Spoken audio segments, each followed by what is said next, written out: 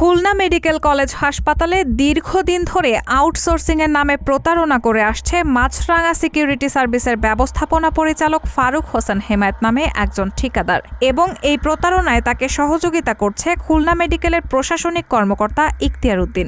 এমন একটি তথ্যের ভিত্তিতে ঘটনাটি অনুসন্ধানে নামে সবার কথা চ্যানেলের একটি অনুসন্ধানী সাংবাদিক দল। খুলনা মেডিকেলে আউটসোর্সিংয়ে কর্মরত কিছু কর্মচারীদের সাথে কথা বলতেই একের পর এক বেরিয়ে আসতে থাকে ফারুক ও ইখতিয়ারের সকল দুর্নীতির তথ্য। পাওয়া যায় তাদের প্রতারণার শিকার একাধিক ভুক্তভোগীরা জানায়, দীর্ঘদিন যাবৎ এই ফারুক হোসেন হেমায়েত আউটসোর্সিংয়ের চাকরিকে সরকারি চাকরি দেখিয়ে বিভিন্ন মানুষের কাছ থেকে মোটা অঙ্কের টাকা নিয়েছেন।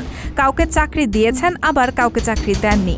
চাকরিতে যোগদানের পরেই তারা বুঝতে পেরেছেন যে তারা প্রতারণার শিকার হয়েছে।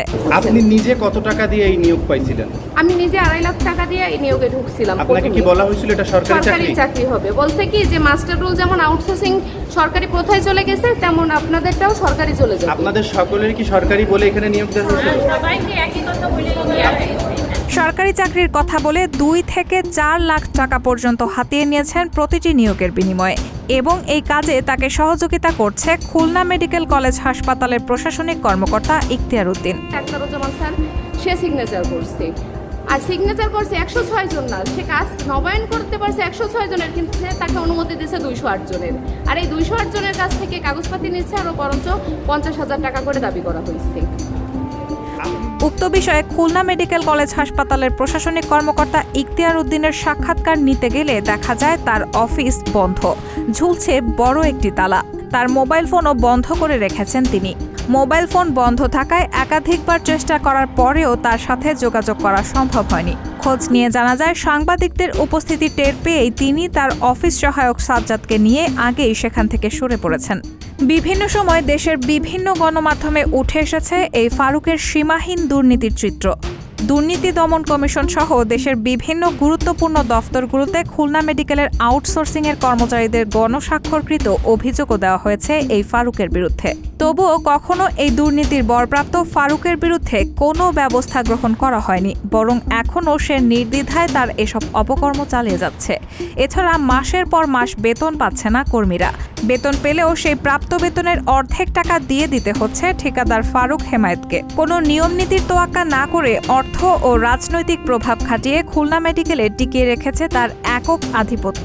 দীর্ঘ 15 বছর আওয়ামী সরকারের দলীয় শীর্ষ পদধারী নেতাদের সাথে ছিল এই ফারুকের নিবিড় সম্পর্ক। গত জাতীয় নির্বাচনে নড়াইলের একটি আসন থেকে আওয়ামী লীগের মনোনয়ন প্রত্যাশীও ছিলেন এই ফারুক এবং নড়াইলের 12 নং বিছালী ইউনিয়নের আওয়ামী লীগ মনোনীত সাবেক চেয়ারম্যান এই দুর্নীতিগ্রস্ত ঠিকাদার ফারুক হেমায়েত। গত 5 আগস্ট আওয়ামী সরকারের পতনের পর রাতারাতি লেবাস পাল্টে ফেলেছেন তিনি। এখন সোশ্যাল মিডিয়ায় কখনো বিএনপি এর কেন্দ্রীয় নেতাদের সাথে ফুলেল শুভেচ্ছা বিনিময়ের ছবি পোস্ট করছেন, আবার কখনো প্রধান উপদেষ্টার সাথে ছবি তুলে পোস্ট করছেন তার ব্যক্তিগত প্রোফাইলে। অপরদিকে খুলনা মেডিকেলে এই ফারুকের দুর্নীতির সাম্রাজ্য টিকিয়ে রাখতে নিরলস পরিশ্রম করে যাচ্ছে খুলনা মেডিকেল কলেজ হাসপাতালের প্রশাসনিক কর্মকর্তা ইখতিয়ার উদ্দিন। তার বিরুদ্ধে একাধিক ভুক্তভোগী অভিযোগ আনেন যে তিনি এখন ঠিকাদার ফারুকের হয়ে মোটা অঙ্কের টাকার বিনিময়ে আউটসোর্সিংয়ের কর্মী নিয়োগ দিচ্ছেন এবং এ সকল নিয়োগ ও টাকা তিনি তার অফিস সহায়ক সাজ্জাদের মাধ্যমে নিচ্ছেন।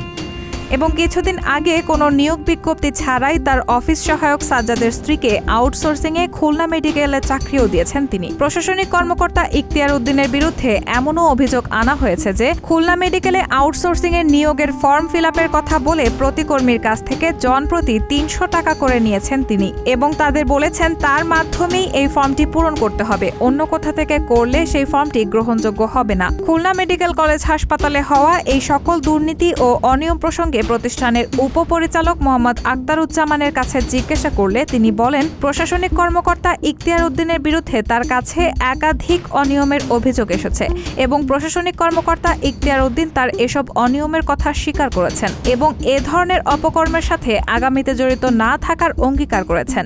উপপরিচালক আরও বলেন, এই দুর্নীতিগ্রস্ত ঠিকাদার ফারুক হেমায়েত দীর্ঘদিন যাবৎ অনিয়ম ও দুর্নীতি করে আসছে।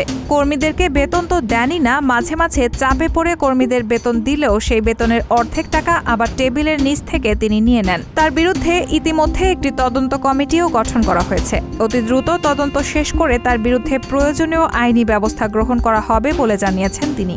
রাহানা মুন, সবার কথা।